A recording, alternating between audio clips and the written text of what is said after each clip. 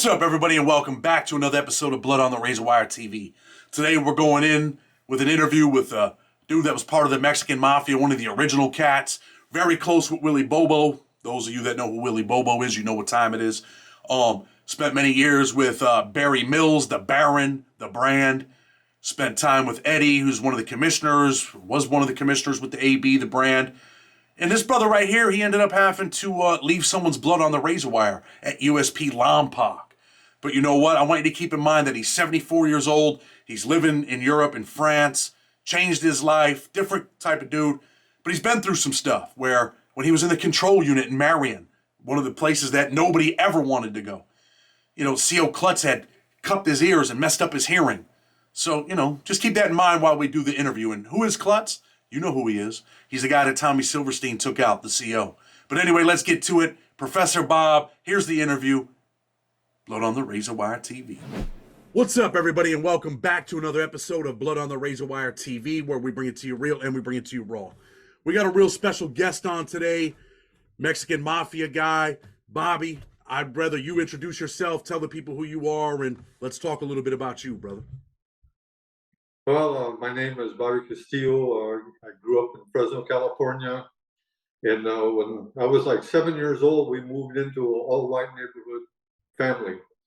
And the second day that I was there, I had got my bike out of the back of the pickup and was riding my bike, checking out the neighborhood. And like 6 kids jumped me right away. And one of these kids to this day in California, he is the Grand Titan of the California Ku Klux Klan. And so, I learned what racism was about at a very, very very early age. And I had in elementary school. I was lucky at first. I was going to a Catholic school, and it was pretty integrated. There's a lot of Mexicans, some blacks, a lot of whites. But it was not that problem with the racism. I didn't see that. But then, my family was struggling through President Eisenhower. He became the president, and jobs were getting scarce, and but things were coming. So my dad had to take a break. He had 2 jobs. He started working one, and so I had to leave Catholic school and go to public school. And there was all these kids. So I had to fight all the time. But the thing about it is my dad, he's a World War II veteran. He's a sergeant. My uncles, all of them, they fought in World War II. And I learned how to box. From the time I could walk, I could box. And I would win. And because I would win, I would be the one who got in trouble, even if there's 2 or 3 kids who had jumped on me.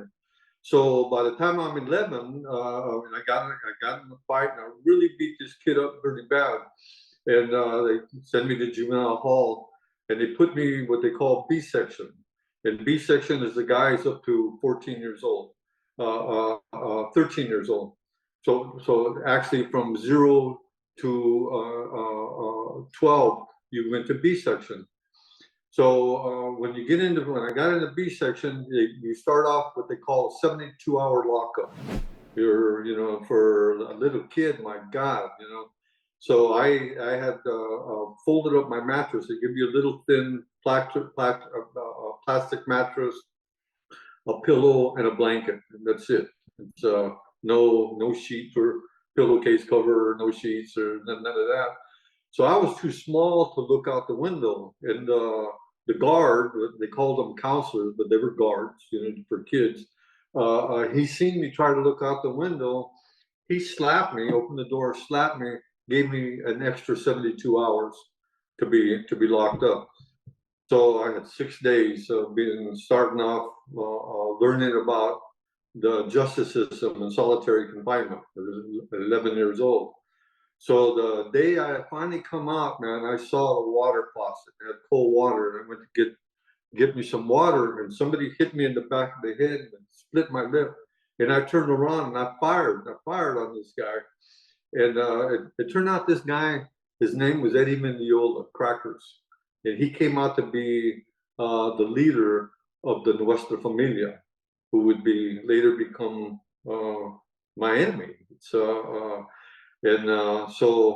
as time went on, a couple times I got in more fights. They would come and pick me up in school, throw me back in juvenile hall for a couple days or whatever. It was nothing, no long-term confinement. So then finally, I was old enough to go to A section. And I used to worry because we'd see them guys over there in A section look over, and think, oh, holy shit, this is, it's going to be rough. So when I got to A section, it was all the dudes that was with me in B section before. We got to know everybody. And, hey, Bobby, what's going on? And there was definitely already cliques developing.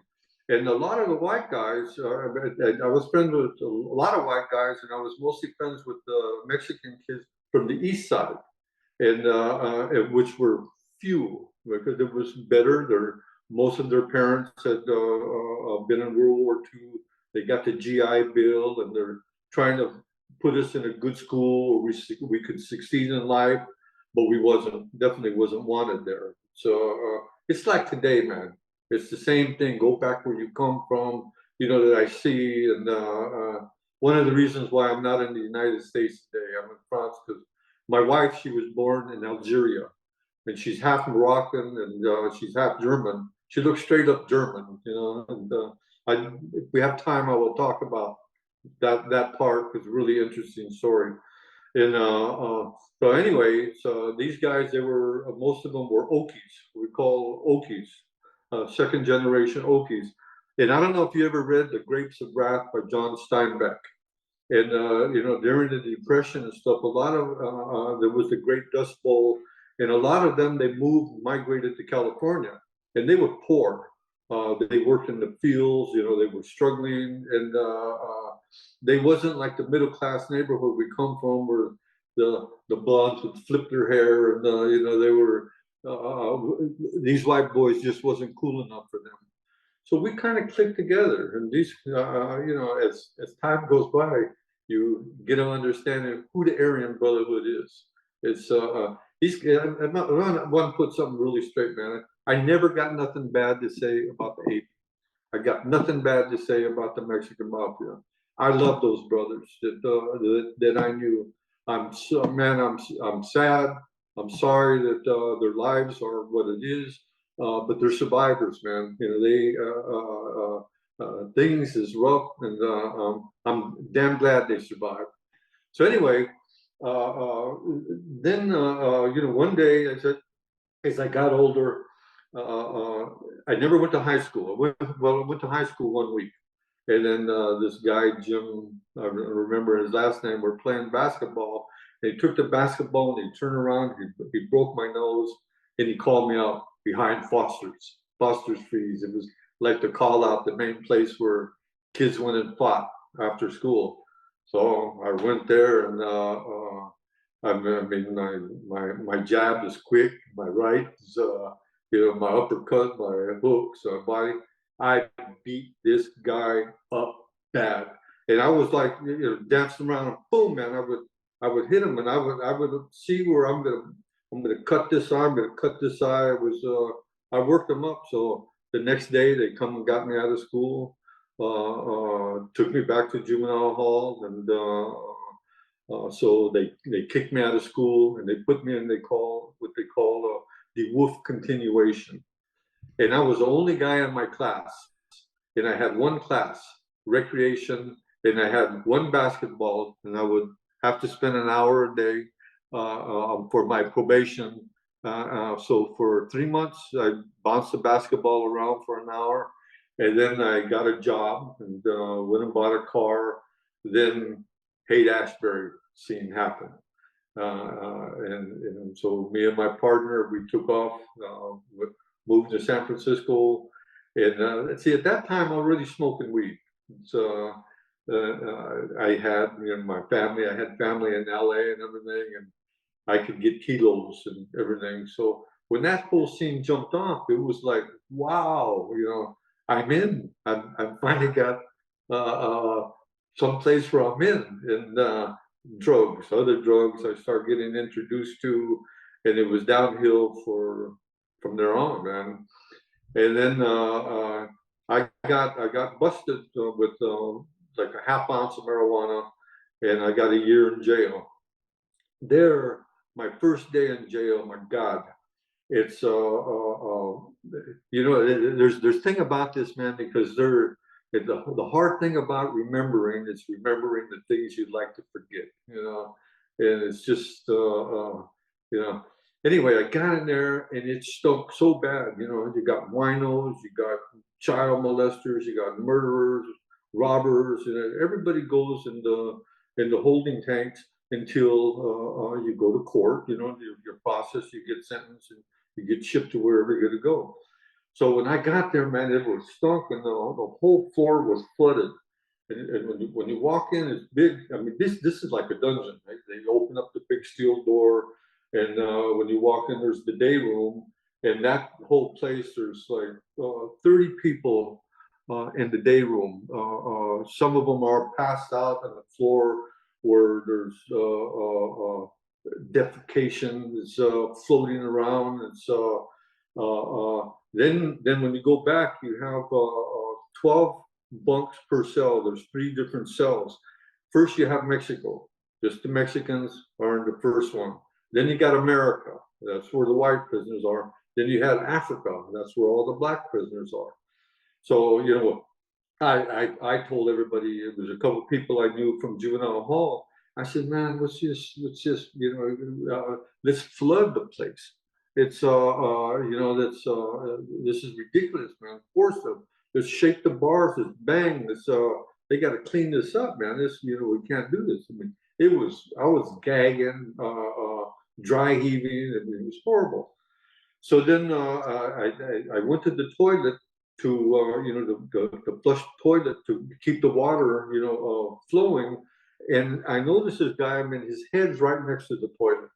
He's passed out, and I could see his ankle, and it's like his skin was moving. It was maggots, huh? Maggots. His whole leg was covered with maggots. He had gangrene. They says if it wasn't for the maggots, he would have died because the maggots were eating the gangrene. So then that gave us really the excuse not to be punished for what we were doing. So they dragged the guy out. They went and they amputated his leg, and he lived. I don't know what they did with him later, but we just got the story from another prisoner. So then that night about 3 in the morning, they opened the door and they brought this white kid in. And everybody not paying no attention, just another prisoner. And the guys in the back, in Africa, they said, "Hey, come back here, come back here." And he went back there, and they raped this boy. They beat this boy half to death, crushed his cheek. His eyeball popped out. They stomped in his eyeball. And when they took this guy to the hospital, he stayed in the hospital about a month and a half.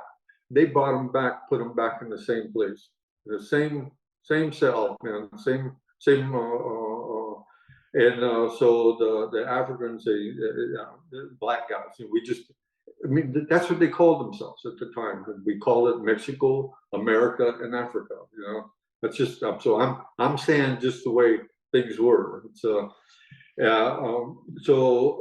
I went and I told the white guys, man, that I knew, say, "Hey, man, this can't let him do this to this kid and everything." And I talked to the fellas, and we'll back your play. Let's go get this kid out. So we got the kid out, and we moved him into America. And the next day they come and they roll him up. They roll him up. They arrested the wrong person. Dropped the charges, and then he committed suicide. So from that day on, man, I mean, by the time I got to prison, I had a thing. I didn't like booty bandits. I got in trouble a lot because I would protect a lot of kids, and I still got that in me. I'm not a predator. I don't like to see people predator on stuff, and that's what. Yeah. No, I understand. I want to talk a little bit about, I want to get into, you going to prison, and, people that are watching the show, they don't know that you ended up charged with killing somebody in Lompoc and all of that stuff. But I want to talk a little bit about the prison experience. You end up in federal prison, right? Yeah. And let's talk about the Mexican Mafia. When do you become a part of the Mexican Mafia? Is that in prison? Is that in the street? How's that work? Well, I, I can't say too much about that. Okay, really go be I had become friends with members of the Mexican Mafia doing state time. So they already knew who I was, and I had gotten a fight with Cracker's brother, who's a whole lot bigger than me. Is because there was this kid that I knew. He was a hippie, and he went to Tehachapi, and they raped him. And when he came in, I didn't know nothing about it. When he come in, some of the people told me, "Man, there's I won't say his name because I'm writing the book about all these stories, and I need to find someone to help me doing some editing and stuff. But I protect the names because some of them are living a good life or just sad of things that come down. They didn't ask for it. Anyway, I went and told him, hey, you don't have to do this. I'll back your play. And so the Mexican guys from Fresno had turned him out because this kid was from Fresno. They told me, let's get down. I think that's foolish to call someone out because like this went to junior high school or something. So I threw down. I just threw down right there. I'm not going to wait. I just got off.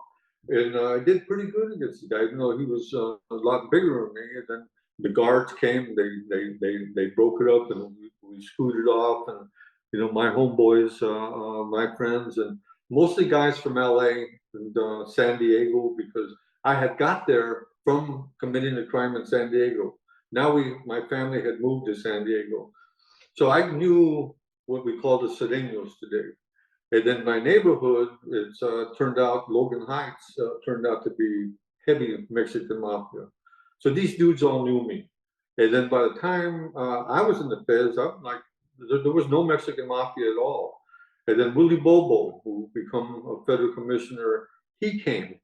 And we clicked right away. We just clicked right away. And You were really close with Willie Bobo. I know you sent me pictures with him and stuff like that. You guys had a good relationship. Check it out. Willie got a furlough because we both got put on. I was ready to go home, and then he got a furlough, but he didn't come back. And then I got my furlough to get married, and so when I was at my furlough. Willie was in church with a couple of Mexican Mafia members, and there we talked and everything. So then when I went back, I was like a couple of weeks to go home, and a couple friends of mine owed this guy one joint, and I'll tell you the truth, man.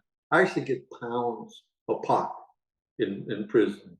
I had, I was an entrepreneur, and that's one of the reasons why I became a member of the Mexican Mafia, because I had the bag. And I had a system. I had guards. I had, I knew how to work my way around things. And I started off at McNeil Island, Washington. I was the youngest prisoner there. When I was in McNeil Island, Washington, but within 2 weeks, I had 500 hits of LSD. I had like an ounce of marijuana, and then I worked in for another prisoner, my cellie. He was getting a visit, and they swallowed balloons, and we brought in a couple of ounces of heroin, and it's I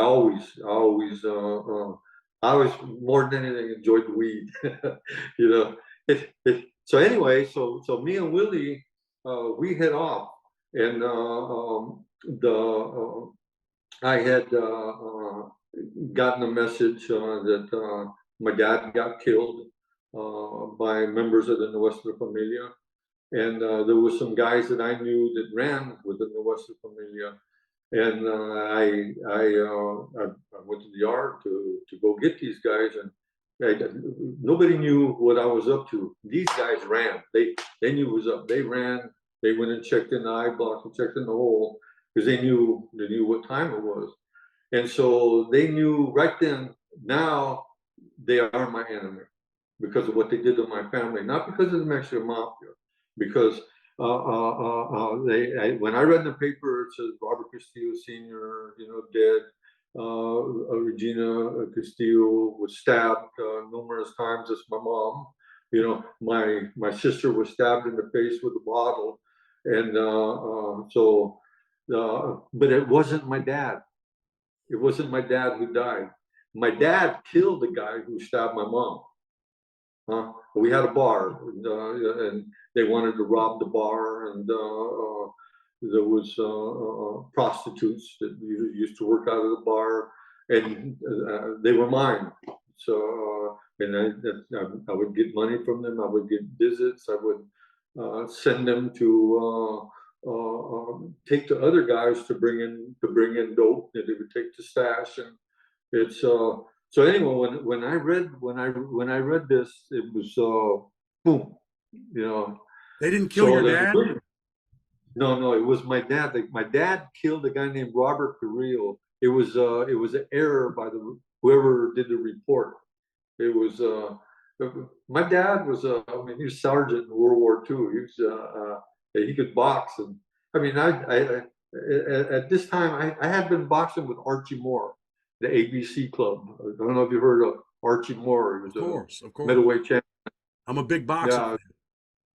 Yeah. I'm 74 years old. This is way. So anyway, it's I had been boxing with him for a number of years till I got busted in San Diego. Then that was the end of my boxing career, except for state. And I was always pretty good there. So let me ask you. I want to ask you a couple questions because prison was different back then. And I tell people, man, this channel's real. It's raw. I mean, I've been around a bunch of, I've been in places with Bobby and Fox, and I've been around a bunch of Serenos, and they don't really get along with the blacks. I'm just going to call it what it is, right? And it was kind of like they had a policy. Like, I'll give you an example. One time we were in the hole, and one of the black dudes told one of the Serenos, "Hey, man, can you pass that for me, brother?" And Fox was in the rec cage with the dude. He said, "Hey, man, I'm going to pass it for you, homie, out of respect, but I'm not your brother. Don't call me brother." Why is there a relationship like that? I mean, why does the call it what it is? Why did the Mexican mafia not like the blacks? Or why did the ABs not like the blacks? You see, blacks don't like Mexicans. They don't like Mexicans. I mean, it was hard. It was hard dealing with blacks growing up, juvenile hall, jail, and prison. And it's really historical. People aren't aware of this. When slavery ended, they created the Ninth Negro Cavalry, and Ninth Negro Cavalry. These were the main soldiers. They call them the Buffalo Soldiers, and these are the main soldiers that were killing the Indians of the Southwest and killing the Mexicans in the Southwest. And these same Buffalo Soldiers, the Ninth Negro Cavalry, led by a young lieutenant at that time named Dwight David Eisenhower, who became a general and a president of the United States. He led them and invaded Mexico with the Ninth Negro Cavalry. And they always had a thing is they took the land from us. This is where we come from. I mean, I'm Apache, Mexican, but our Apaches were from south of the border, and so they say I'm a Mexican, and almost every Mexican that has got Indian blood in them. It was different with the British did. It was a different colonial system, and so the Buffalo Soldiers, when they got to a point, they found out that the white man really isn't going to give them what they think that they're going to get. And they found out that, hey, there's only one piece of pie, and we're not going to share the pie with the Mexicans. And so Yeah, like in California, they had a ballot called English only. Huh? More African Americans voted for English only than white people. When Los Angeles, the largest minority, the largest ethnic group are Mexicans, and more blacks voted for the white mayor than a Mexican mayor. There's just a hostility towards us, and then Mexicans are a little bit different, man. You know, what I mean, don't come in our face. It's ooh, that's you don't do that. We put a stop to it right away. So you know, so it's historical. That whole thing is historic. The Buffalo Soldier. It's yeah, Let me that's where ask it you comes from. this. Do you have a black hand tattoo? What? No, no. I never put. Well, this Fresno tattoo, you will notice like almost every AB from Fresno has the same letters, all done by the same guy. It's and some of the pictures you'll see some of them white guys with me. They have this. I'm the only Mexican with this one. This we had Martin Lewis. Martin Lewis was a Native American. He was AB, but he came over with us.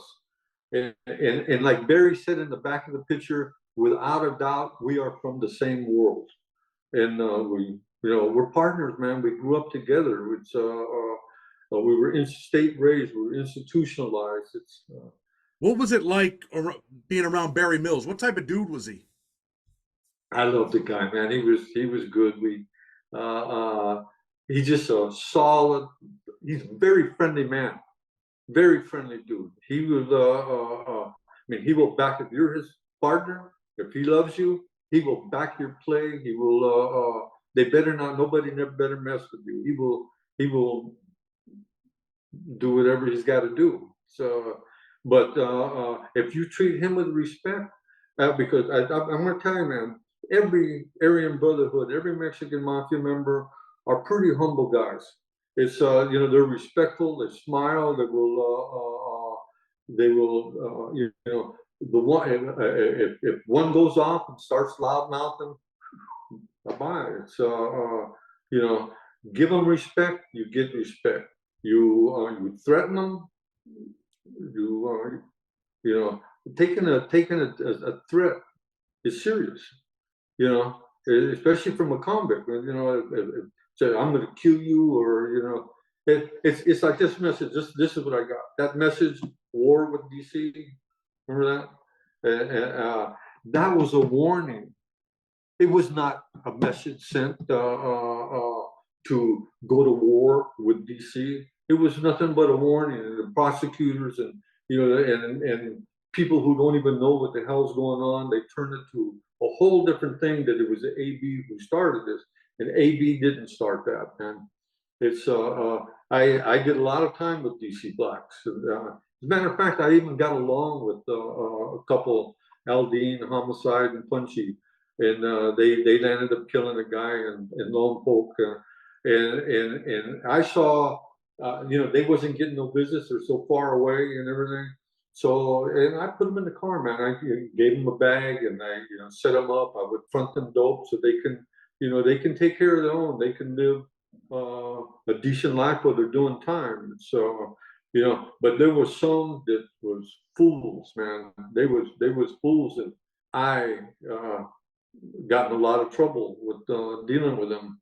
You ended up killing someone in Lompoc, right? Yeah. Well, yeah, I was going to say that these. Because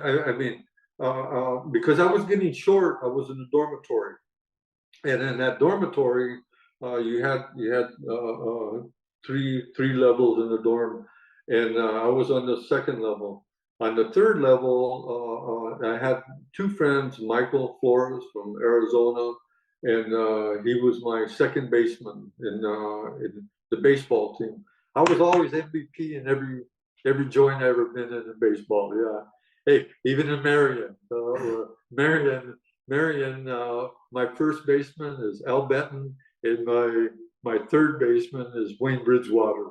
I was the shortstop. Mexican Mafia. Richard was the pitcher, and Rolo, Mexican Mafia, was second baseman, what you call all-star team for real. But anyway, Sleepy, my friend Sleepy from California, he was like an associate of the Mexican Mafia. You know, he wasn't Mexican Mafia member. He just knew Gabby and some of the original Mexican Mafia founders. Well, he was supposed to get some weed, but they had locked down. Something had happened in the visiting room, and they locked it down. So his connection couldn't bring him the weed. And I had mine stashed. I had my partner Coy hold my stash all the time, and I wasn't, at that time I had just got back from the visiting room also, and I usually don't do nothing until the next day, in case they're watching me. I want to go home. I definitely want to go home. So Sleepy gets mad. I mean, Michael gets mad at Sleepy for not giving him the joint he owes, and I'm sitting in the cubicle with him, and Sleepy, pop, pop, pop. I mean, Michael starts firing up on Sleepy. So I pull Michael off of him, and Michael turned around and hits me, and I hit him back, and he says, "Je la matar, I'm going to kill you," And I said, "No hablas así, Michael. Don't talk like that." I'm really giving him a pass for uttering those words. He's going to kill me. So then later on that night, everybody goes to sleep. Michael and a couple of his partners from Texas and Arizona, they pipe Sleepy in his sleep. Almost killed a guy. He lost his ear, and this guy, A.D. Ray, this white kid from Texas, white guy, he came down and he told me, "Hey man, they just piped Sleepy." And so right when he told me that, here they come for me. And I go into a vent and I pull out a stash. And I had knives everywhere. From the day I got to Lompoc, I had a knife. Before I got to my unit, leaving R&R, before I got into my unit, I had a knife. And the reason why I had a knife, because someone had got stabbed, and we come out of R&R, we're going up and we got to go into the hospital. There's a guy running towards the hospital with a knife stuck through his head. He don't make it. He went down. So when I'm walking, when they're walking to the unit, a homeboy, Denny, he knocks, "Bobby, Bobby, Bobby," and there's a broken window, and he's got a towel rolled up, and he gives me the shank. It's a monster, So and he's giving it to me because he already seen that I was being transferred, and they knew something come down. We don't know if it's gang related, if it's because of a homosexual. They don't know what it is. Just hey, take care, bro. And so I go to my unit, and this is the same dormitory receiving that you're going to go home, or you just come in before you get sent to the unit. So I'm up against the wall. I'm standing next to my locker in my bunk, all night, man, checking out. And so is everybody else. Everybody's like, what the shit is coming down. So anyway, and now I'm back in the same unit where this fight comes on. When these guys come and they see that I got a knife, they take off. And then the guards, they run up and they lock each tier down, each floor, because it's not, they lock each floor down. So the next day I go out and I'm getting this tattoo right here by Buzz. It's a homeboy, and he's got to finish it up, and because I know something's gonna come down. And so his friend of mine, Hector, he's from Southern California, but he gets along very good with Texas and Arizona Mexicans. And I tell him, "Look at man, Sleepy's crime partners in a visit. When let them two go down. We don't want to go to war. It's because me, I want to go home. I really want to go home." And I had already got my parole date from the state. I did most of my time in the feds. I wanted, and just work it out with Sleepy and Manuel and Michael. They get down. So if people's telling me, "Hey man, they're out there dressed for kill," it's about 30 Texas and Arizona guys out there, and they all got their jackets on. It's September in Southern California. September's hot, and so I know. So when I come out of the hallway, I'm done with the tattoo. We want to make sure that that Michael can get out. Nobody does nothing to Michael. And I'm over in front of H unit, and there's not a guard in sight. Not one guard in sight. It's like ghost town. So what the hell? Usually after the business and stuff, it's the guards are everywhere. They're looking to see who's coming to who, and because you can tell. Did you get the bag? Everybody's waiting for their connect. So then, but there's not one guard in sight. So all these guys, they come in, and I got my stuff in the back, and I want to talk to this kid. Calm down, man. It's So I'm telling him, hey, Michael, just you and Emmanuel. So I squat down to I see he's starting to listen, and then there's this guy Curly from Texas telling him, no, you got to get him, man. You got to get him. And talking out the side of his mouth. He ended up being the biggest rat when I went to trial. And so he squatted up, he turned around with a knife, and I caught it, just stuck just a little bit in the top of my head. Right at that same time, when I did that, I come up, but I don't see, there's a friend of mine, Tony, who pulled him, grabbed him to stop him and pull him up. And I stuck him, one directly through the heart, another I severed his aorta, and a few more in the chest. So he dropped. I knew he was dead, but blood was squirting out of my head.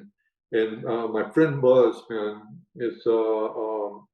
he had tears in his eyes. He thought I was going to die, and we go to L unit to my partner Morocco.